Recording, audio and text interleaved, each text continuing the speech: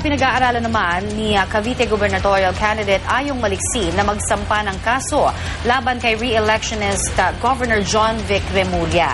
Ito po ay kaugnay sa pamimigay umano ng pera ni Remulla sa premyo sa isang raffle. Pero giit naman ni Remulla, wala raw masama dahil hindi pa naman nagsisimula ang kampanya ng mga lokal na kandidato nang mangyari ang raffle.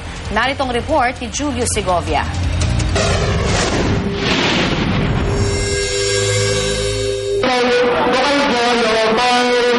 Mistulang game show ang programang nakuna ng isang taga-Cavite sa Dasmariñas City.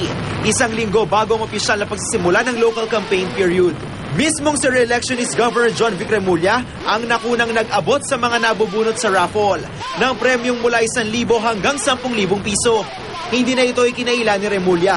Wala raw siyang nakikitang masama sa raffle na hindi na raw isinagawa ng magsimula ang kampanya ng mga lokal na kandidato nitong Sabado de Gloria. Under the Comelec rules, bawal lang yan basta campaign period itself. But during that time, hindi pa naman campaign period. It started March 31, March 29. March 29. That happened before March 29. So there was nothing illegal about it. Ayon pa kay Remulla, paraan lang din daw ito para makasalamuha niya ang mga Caviteño. Pero hindi kumbinsido rito ang kalaban niya sa pagkagobernador na si Congressman Ayong Maliksi. Sinasabi na walang masama yung mga i-week before election. Election period eh. Wala namang kalamidad eh. Walang kalamidad. Wala namang anumang mga pangyari na mimigay ka. Ano ibig sabihin noon?